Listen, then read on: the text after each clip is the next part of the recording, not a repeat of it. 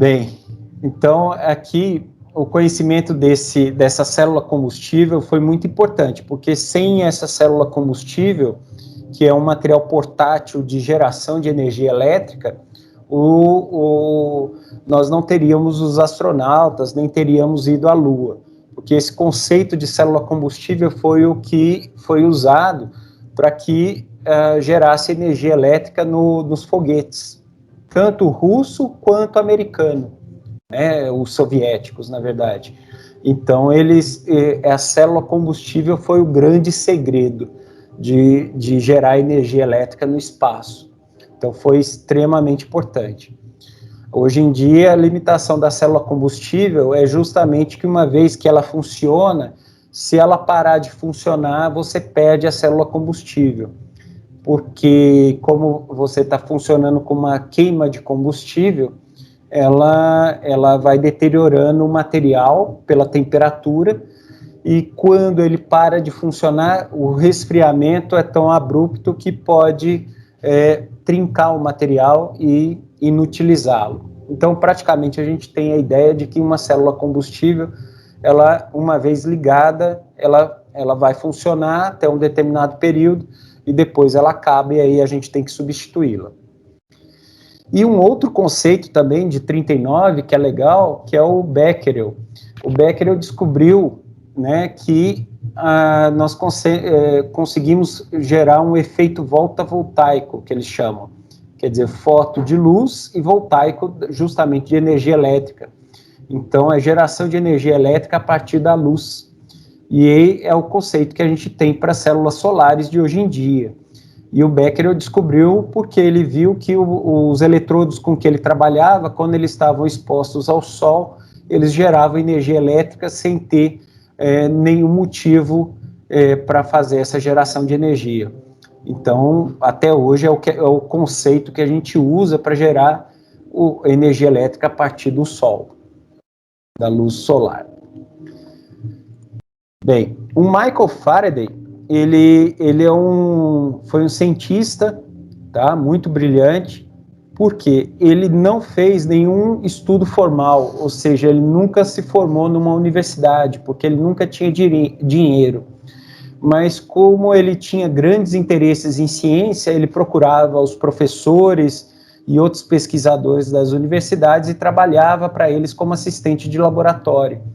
E ele foi um pupilo, e depois, é claro, a gente fala que ele é um aluno do Humphrey Davy, que foi o que descobriu boa parte dos elementos acima de massa atômica 60. Ele desenvolveu muita coisa. E é muito interessante, porque ele brigou com o Humphrey Davy e o Faraday continuou a pesquisa sozinho, até o momento que ele foi associando muitos conceitos da física com a química. E aí ele pôde deduzir uma série de leis sem fazer nenhum cálculo matemático. Ele fazia apenas as regressões, que não é considerado um desenvolvimento matemático da ciência, né? Ele só pegou e verificava que a variação de massa era constante, e aí ele pôde deduzir e acrescentar algumas coisas que a gente vai chamar de leis da eletrólise, tá?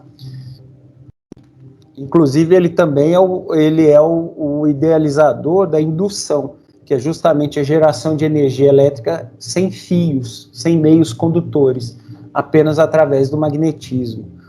Então, isso é bem interessante, que depois o Tesla aprimora isso daí muito adiante e que se perdeu no meio da história.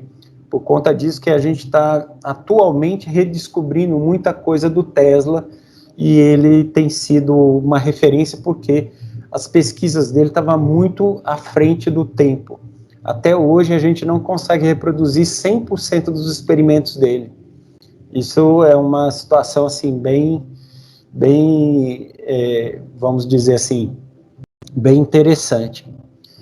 Bem, a lei do Faraday de eletrólise é o seguinte: ele observando, né, as pilhas do Volta, ele viu, né, e os trabalhos de Daniel, que o que acontecia, esses trabalhos, essas pilhas, elas faziam geração elétrica de maneira espontânea. E ele ficou observando que elas existiam proporções, essa quantidade de energia. Então ele viu que quando você tem aquela deposição, né, quando a gente está fazendo aquela pilha do Daniel de zinco e cobre, a gente vê que tem um depósito de material de cobre e uma corrosão no material de zinco. E ele observou que elas são totalmente proporcionais. Então ele observou, anotou, e posteriormente o pessoal desenvolveu a matemática necessária por isso. Ele fez as afirmações de que essa variação de massa nos eletrodos, elas são proporcionais a uma constante ligada ao material e outra à energia elétrica gerada. E essa proporção aqui ao material que ele fala é o que a gente conhece hoje como equivalente grama, onde que a gente tem que a massa molar do nosso elemento é dividido pelo número de carga que ele troca, que é o número de elétrons. E essa carga é proporcional, tá certo? E isso daqui foi muito interessante, porque até então o pessoal não tinha feito essa associação da massa, que eles na época chamavam de massa atômica, mas hoje a gente já sabe que a gente utiliza a terminologia de massa, não é massa molecular, massa molar. Então, antes era chamado de massa atômica, que era dividido pelo número de elétrons, e aí você tinha essa proporção de transferência. E, consequentemente, porque ele dizia que essa variação de massa eram proporcionais, ele acabou verificando que a variação de massa dividida por esse equivalente grama e a carga, ou seja, pegar essa variação e dividir por isso daqui, ele teria sempre um valor constante, que não variava. Inclusive, na internet, vocês conseguem até baixar os estudos originais dele, tá? Tá todo em inglês, mas é bem compreensível e fácil de pegar. Ele tinha essa facilidade, possivelmente pela formação não ortodoxa dele, né, de aprender isso na prática.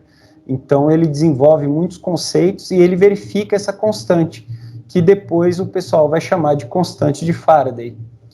Então, ele também verificou, né, que essa carga elétrica vai ser a corrente vezes o tempo que o material fica ligado entre si e funcionando. Então, ele conseguiu gerar uma série de conceitos aí, e que matematicamente o pessoal trouxe posteriormente, que é a variação de massa, que é justamente o equivalente grama vezes a carga elétrica, sendo que a carga elétrica é a corrente vezes o tempo, e o equivalente grama seria o equivalente químico dividido pela constante de Faraday, que no final dá essa equação aqui, que ela funciona até hoje. Quando você quer calcular quanto tempo você quer deixar um sistema depositando cromo, por exemplo, numa superfície metálica, você usa essa equação aqui, tá? Você pega a massa molar do cromo, divide aqui pelo potencial dele, aqui tem essa constante de Faraday, a corrente elétrica, que é o que você regula, e o tempo aqui que você vai calcular. E aí você, usando essa equação, você sabendo que para recobrir aquela peça com uma determinada espessura, ela vai ter uma determinada massa, então você consegue achar o tempo que o sistema tem que ficar ligado para depositar e recobrir toda uma superfície metálica. Então isso daí é fundamental.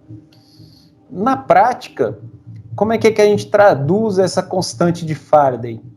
Faz de conta que esse cilindro é um fio, tá certo? Um condutor metálico. Então, a constante de Faraday, ele cria o seguinte, que essa carga elétrica tem um número X de elétrons aqui, né? E essa quantidade de elétrons é transportada, né, mais ou menos conforme a constante diz. Então, um balde, a constante é um balde que transfere uma quantidade X de elétrons até passar por um determinado ponto. Então, com isso, usando esse conceito, e que na época já se tinha formalizado justamente com o ampere, a carga elétrica, né, chamando o Coulomb, que desenvolveu dessa parte de eletricidade por volta na metade do século XVIII, em 1750, se não me falha a memória. Então, ele já conseguiu calcular quanto que era essa proporção. Então, aí essa proporção, que é a corrente elétrica, que é o número de elétrons por unidade de tempo, que a gente chama de ampere. E a gente sabe que tem essa transferência de partículas, que são os elétrons, que é um mol, tá certo? O número de Avogadro, e aí você tem a constante de Faraday calculando dessa forma, que é a carga elétrica elementar dividida pela quantidade de elétrons. Então, a gente sabe que a constante de Faraday hoje, ela tem essa referência, 96.485,33 Coulomb por mol. Tá ok? E o conceito que a gente estava falando lá, que o Ampère e depois o Ohm aprimoraram, foi justamente essa ideia do potencial químico, que depois o Gibbs deu essa ideia, e o Nernst finalmente juntou todas essas informações. Então, se o condutor, quando a gente fala que aqui é uma área de maior potencial, é como se ela tivesse inclinada, aqui é a parte mais alta, e as partículas, quase que por gravidade, vão descer. Então, mesmo o fio estando reto, significa que um potencial maior, de um lado, é que ele tem mais energia, é o potencial que a natureza gosta de usar, e o potencial menor é o potencial que a energia tem que ser perdida para alcançar esse novo estado. Então, o que vai acontecer? Os elétrons vão descer o condutor justamente como se fosse uma descida, tá ok? E a resistência vai ser justamente obstáculos que o próprio material gera em atravessar esse balde de partículas. Então, por exemplo, aqui, a resistência que o Ohm achou, ele chegou à conclusão que é a resistividade elétrica do condutor, que é uma coisa intrínseca do material.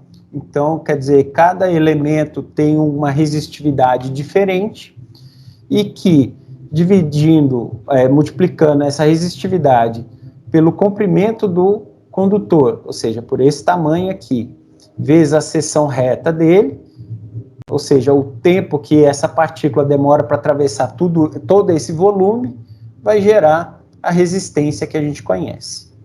E aí nós podemos amarrar isso com os outros conhecimentos de potencial químico, potencial de reação e a corrente elétrica, tá? Que vai ser justamente a velocidade das partículas. Então, dessa forma, a gente relaciona os três e a gente sempre pode intercambiar essas informações. Então, o Nernst, ele foi um alemão, Esse alemão, aqui tem o livro da biografia dele, ele foi considerado assim o último físico e químico, ou seja, ele era um cara com dupla formação, ele foi físico e químico.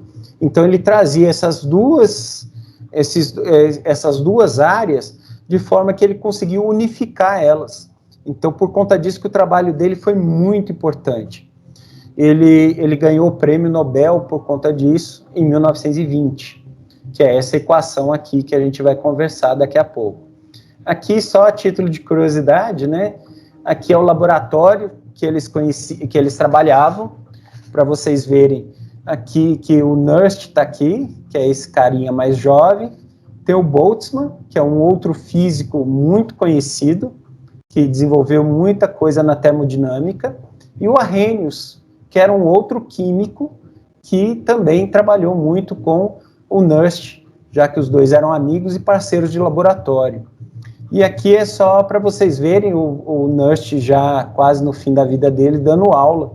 Isso daqui é a foto que eles usaram para divulgar o Nobel dele, tá? Isso daqui é ele na sala de aula dele.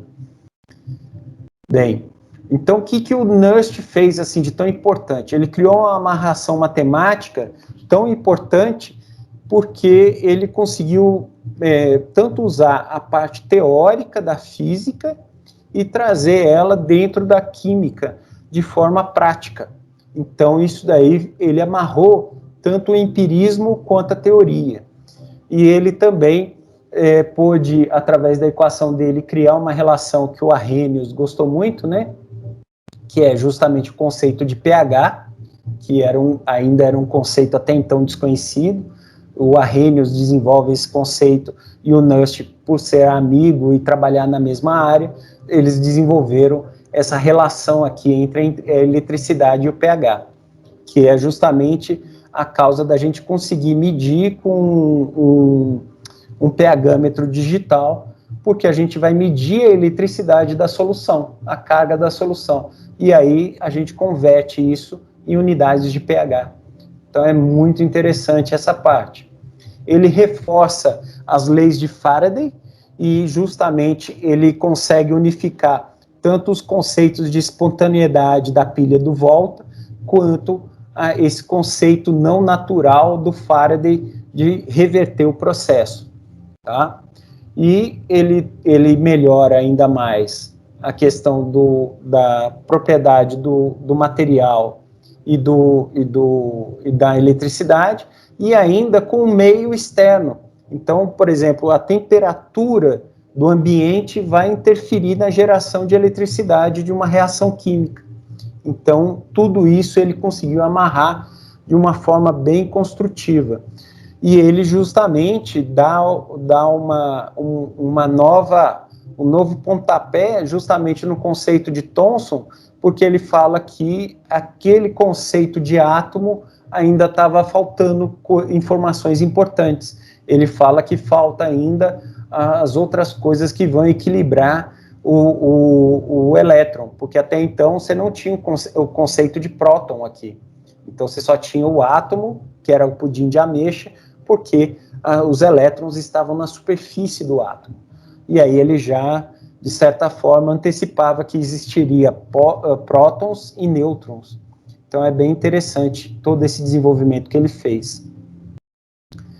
Então, aqui é justamente o conceito físico, que é o conceito termodinâmico, da energia livre de Gibbs com a entalpia, que vocês já conhecem, né, que calcula na termoquímica, e aqui a entropia, que é um conceito recente naquela época, tá, e que estavam sendo inseridos também, que era muito interessante. E aqui a parte química da geração de eletricidade.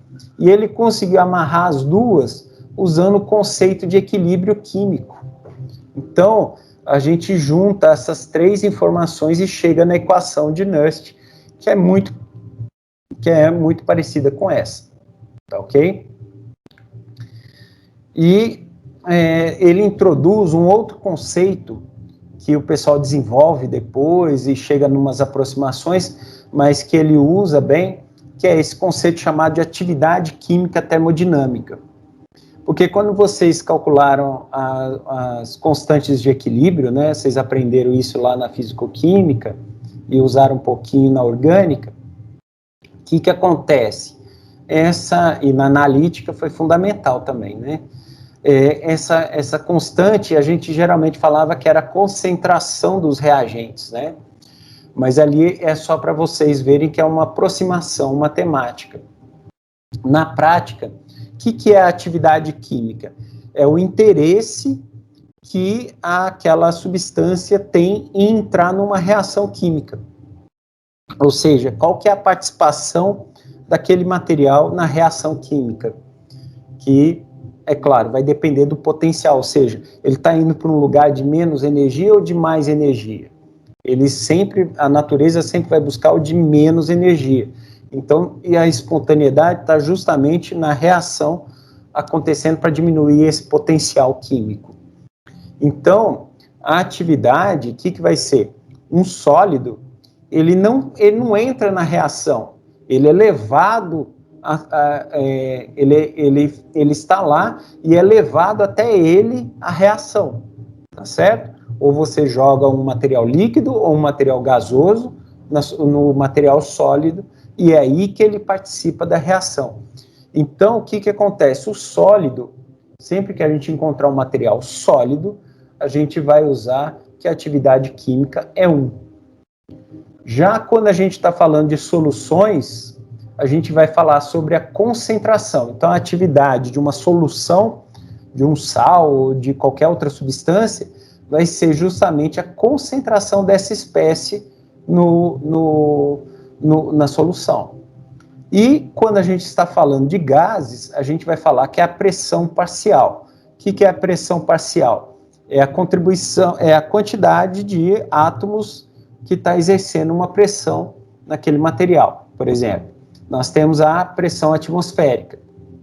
A pressão atmosférica, ela é uma soma das pressões parciais do nitrogênio, do oxigênio, do dióxido de carbono, dos gases nobres e assim por diante, do vapor d'água.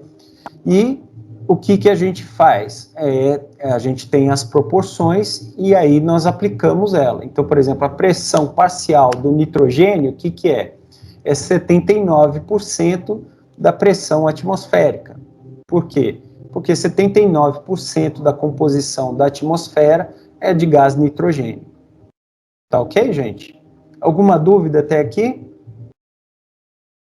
Não? Professor. Oi. Não. Pode a falar, parte Gabriel. do sólido que eu não entendi por que era 1. O sólido, ele vai ser 1 porque ele não quer, ele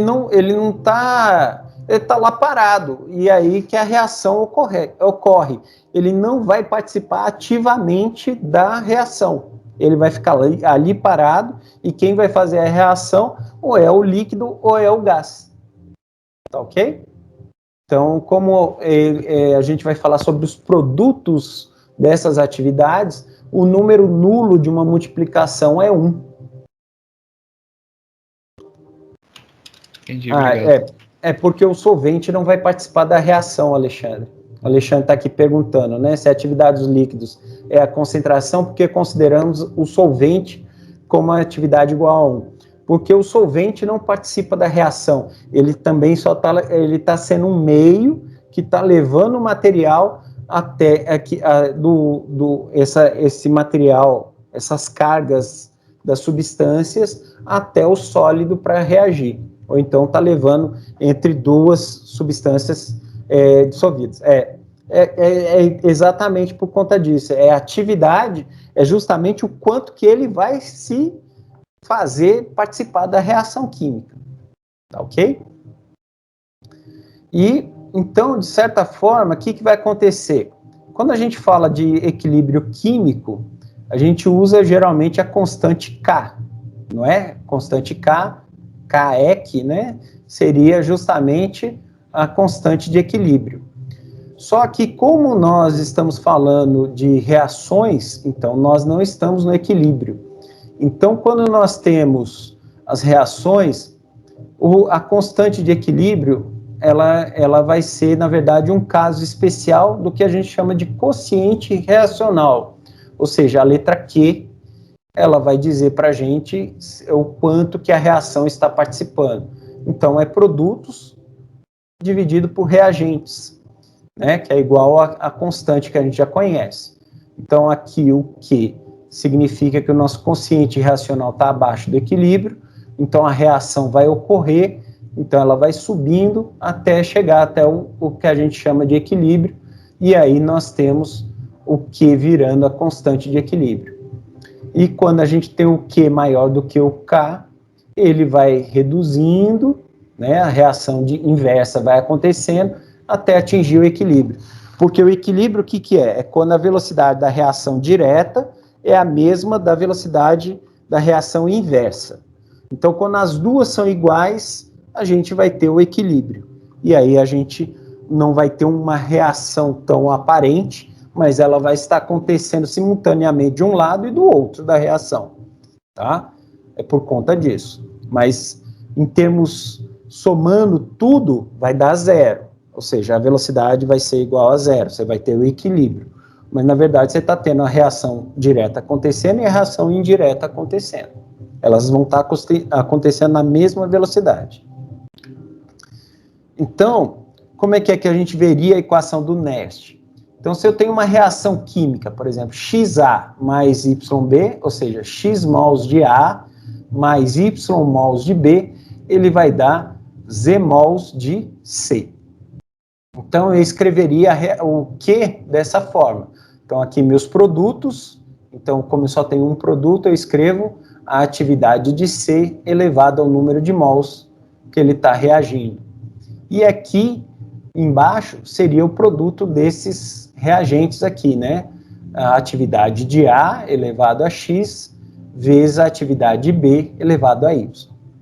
Tá certo? Então, isso daqui seria o meu Q.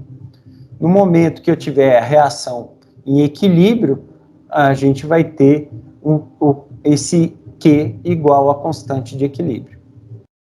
Na reação eletroquímica, o que nós vamos ter? Nós vamos ter que aqui o potencial eletroquímico da reação, que é esse E, ele vai ser o potencial químico padrão, que é aquela forma que vocês calculam a pilha, onde vocês pegam a reação de oxidação do zinco, reação de redução do cobre, soma os dois potenciais, e aí você acha, tá? Porque a condição padrão... Oi. Pode falar. A atividade química da substância seria dada em quê? Ela não tem fator. Não tem fator? Não. Tá? Ela é um número que diz quantas vezes a coisa está acontecendo. Ah, entendi. Tá? Ele é apenas um fator de proporcionalidade, na verdade. E depois você pode dar um exemplo? Sim. Por exemplo, se você pega aqui o carbono e o oxigênio, eles vão reagir e vão produzir CO2, não é isso? Então, para essa reação acontecer, se você quer o equilíbrio, eu preciso de 1 mol de carbono, não é isso? E 1 mol de O2. E aí eu vou ter o CO2, 1 mol de CO2, não é isso? Então, seria aqui a atividade do CO2 elevado a 1, porque a gente está falando só de 1 mol. Aqui seria a atividade do carbono elevado a 1 e a atividade do oxigênio elevado a 1 também, tá certo? Só que acontece o seguinte, a atividade do carbono, se eu estiver usando carbono sólido, então essa atividade vai ser igual a 1. Então vai ser 1 aqui. Então vai ser 1 vezes a atividade de oxigênio só. Então, a atividade do CO2 dividida pela atividade do O2. Isso vai ser o nosso quociente reacional. Tá ok? Ok, professor. Obrigado. Nada. Eu entendi. Aí, aqui, ó, eu tenho o potencial eletroquímico igual ao potencial padrão, que eu calcularia, fazendo a associação da pilha. E aqui eu faço o ajuste de acordo com o que a minha reação está acontecendo. Então, aqui o R é a constante universal dos gases, que é traduzida por esse valor, 8,314 joules por Kelvin mol, vezes a temperatura em Kelvin, que a reação está acontecendo. Lembrando que o padrão aqui é 25 graus Celsius, ou 298 graus Kelvin, tá certo? E a 1 atmosfera. Já aqui, eu já vou ter uma outra associação. Então, aqui vai ser a constante universal dos gases, vezes a temperatura em Kelvin, dividido pelo número de elétrons trocado no processo, vezes a constante de Faraday, para a gente saber que é uma reação elétrica, tá certo? Que está gerando eletricidade. Então, vezes o logaritmo neperiano de Q. Esse logaritmo neperiano é porque quando a gente escreve log, a gente está dizendo que é o logaritmo na base 10, né? E o ln, ele é o logaritmo na base do E, que é que é escrita dessa forma aqui. Opa. Eu sou péssimo para escrever com mouse. Aqui, ó, o E, tá? Esse daqui, esse E é um número irracional que é igual a 2,303. E aí eu converto o logaritmo neperiano de x, né, ou do Q, o que for, igual a 2,303 logaritmo de x. Tá? Então eu posso traduzir a reação de forma a voltar para o logaritmo da base 10. Tá ok? E aí eu consigo ter uma facilidade um pouco melhor. Tá ok?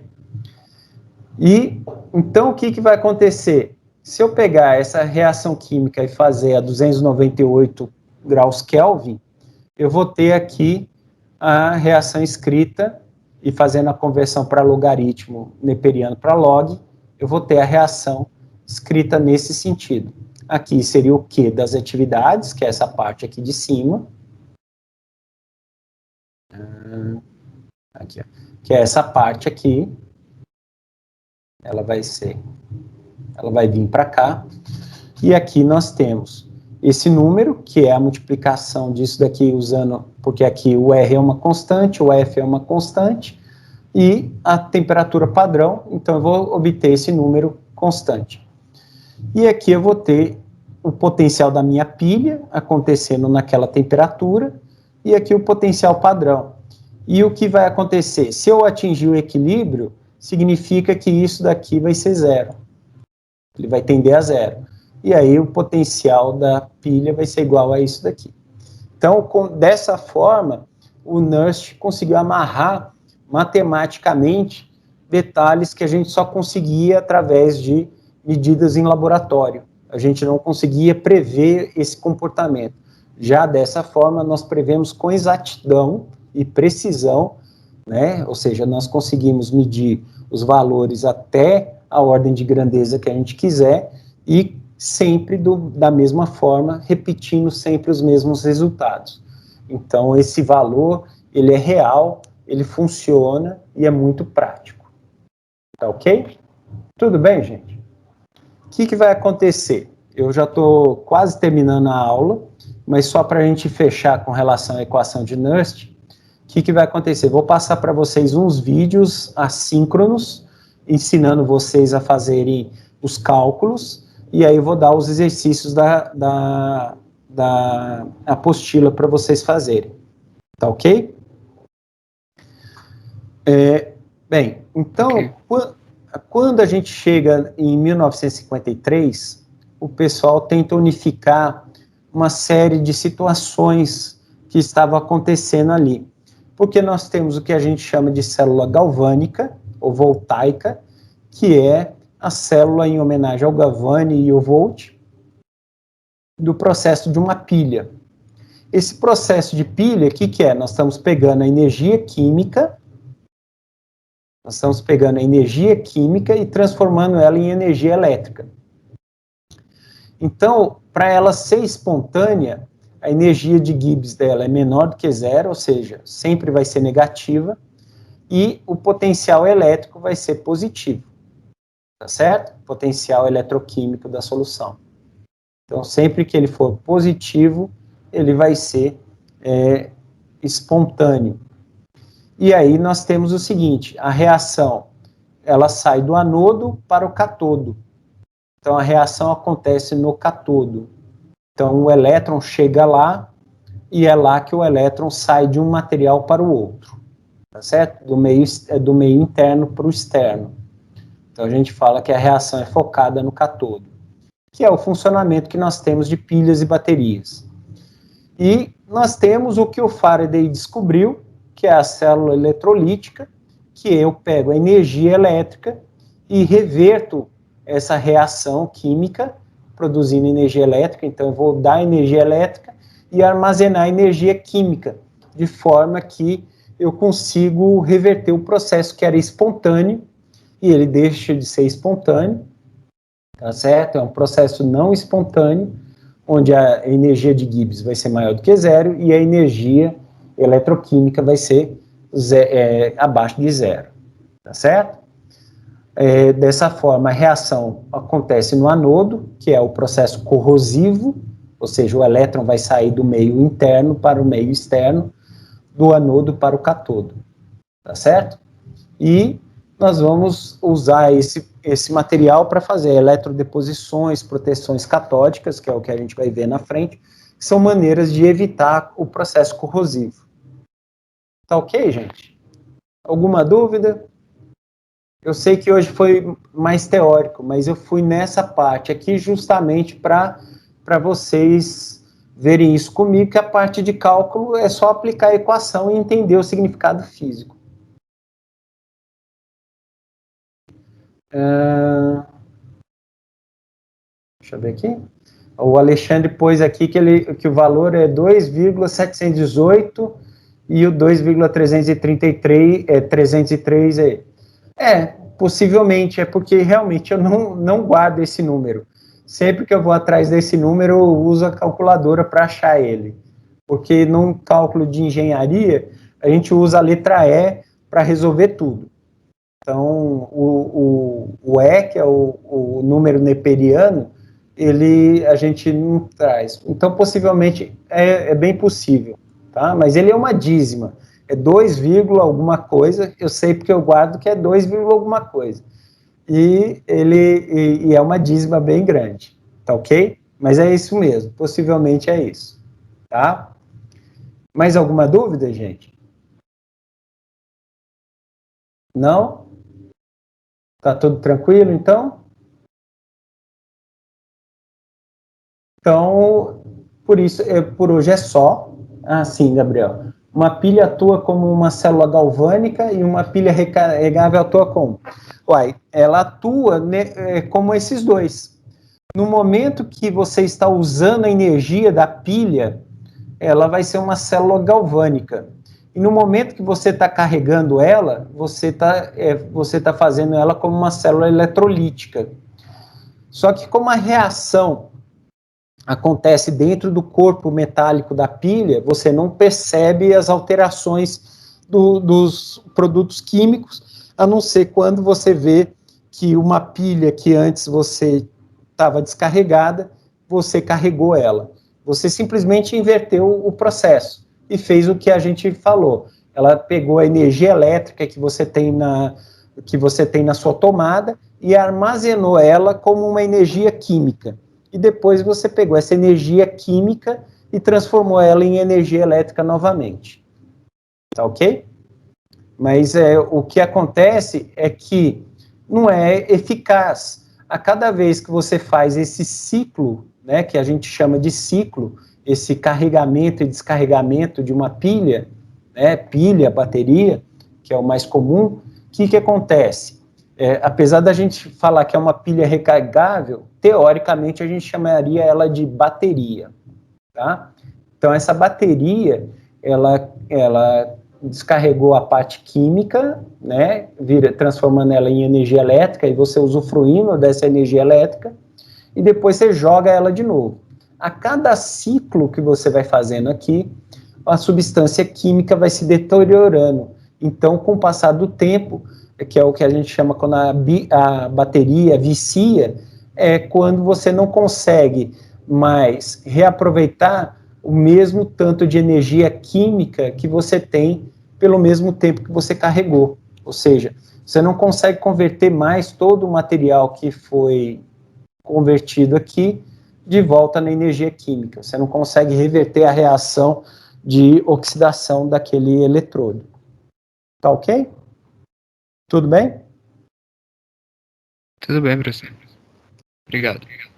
Então, gente, aí eu vou fazer o seguinte, mais tarde eu vou postar no Siga o material, aí vocês vão ter lá uma série de aulas explicando como resolver cada tipo de exercício e aprofundando um pouco mais nesses conceitos, e aí a gente vai aproveitá-lo para vocês usarem para fazer as atividades, tá ok? E aí, qualquer dúvida, me mandem via chat, via e-mail, tá ok? Que aí a gente tem todas essas informações juntas, tá ok? Ok. Então tá, gente. Então, um abraço para vocês, boa semana, estudem bastante, tá? E não sigam o meu exemplo, sejam mais organizados para vocês não errarem tanto, tá? Então, até a semana que vem. Até, professor. Obrigado. Até mais.